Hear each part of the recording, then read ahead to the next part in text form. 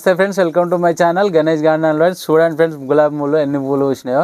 ఈ గులాబీ మొక్కలు ఇట్లా పూలు వేయాలంటే మీరు ఏం విధానాలు ఫాలో అవుతున్నారని అడుగుతున్నారు ఫ్రెండ్స్. అదే ఈ వీడియోలో చెప్తున్నా ఫ్రెండ్స్.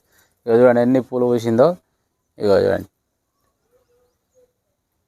గులాబీ మొక్కల వీడియో ఫ్రెండ్స్. Thank you. ఈ గులాబీ మొక్క చూడండి ఫ్రెండ్స్. ఈ గులాబీ మొక్క ఎంత బాగా పూలు వస్తుందంటే మనకు ఇక చెప్పరానంత పూలు వస్తుంది. ఈ పూలను చూస్తే మాకైతే హ్యాపీ అనిపిస్తుంది. ఎందుకంటే ఫ్రెండ్స్ చూడండి, ఒక్కొక్క పువ్వు కూడా చాలా హెల్దీగా పూసింది ఫ్రెండ్స్. చాలా హెల్దీగా ఉన్నాయి, చాలా మంచిగా పూలు వస్తుంది. ఇక మళ్ళీ మొగ్గలు కూడా వచ్చినాయి చూడండి, మళ్ళీ మొగ్గలు వచ్చినాయి. ఈ పూలన్నీ మళ్ళీ పూలు వస్తాయి ఫ్రెండ్స్.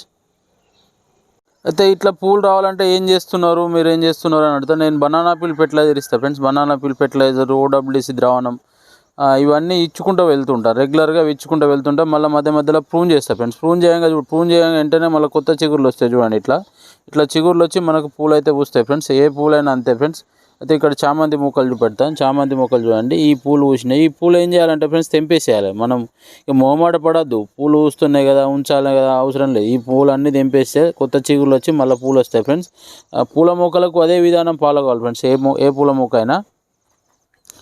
ఇప్పుడు ఈ పూలు పూస్తున్నాయి కదా ఫ్రెండ్స్, ఇది కొత్త మొక్క, మనం గార్డెన్లోకి వచ్చిన కొత్త మొక్క, గులాబీ మొక్క.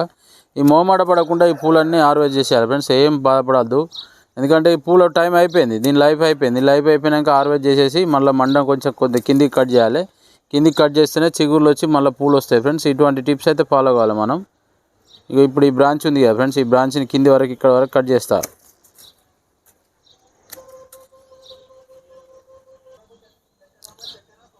అయితే ఈ గులాబీ మొక్కలు కట్ చేసినాం కదా ఫ్రెండ్స్. కట్ చేసినాక ఇక్కడ చూడండి కొత్త చిగురులు స్టార్ట్ అయింది ఆల్రెడీ.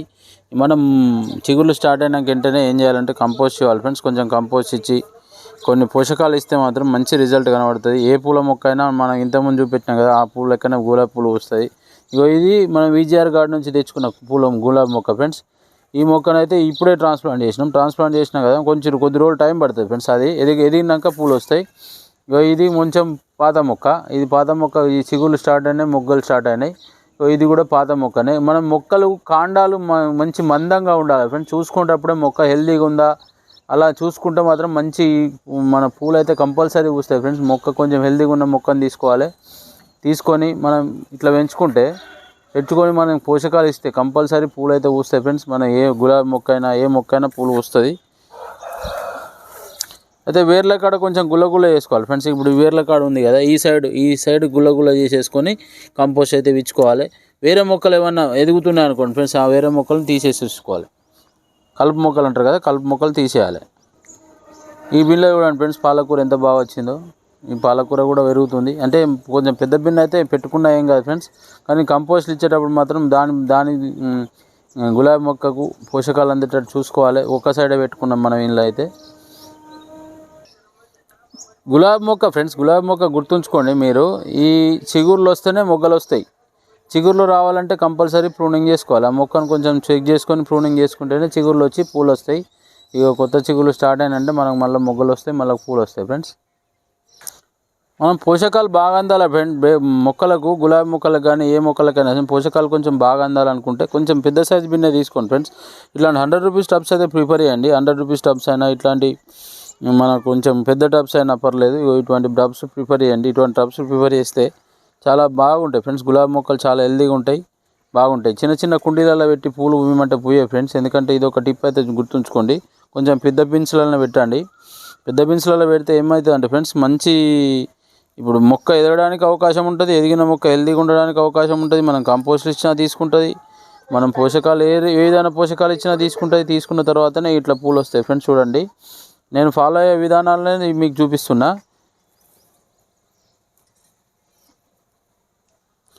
కొన్ని ఆకులు ఉల్లారిపోయి ఉంటాయి కదా ఫ్రెండ్స్, ఆ ఆకులన్నీ తెంపేసుకోవాలి కంపల్సరీ. ఇది గమనించుకోవాలి.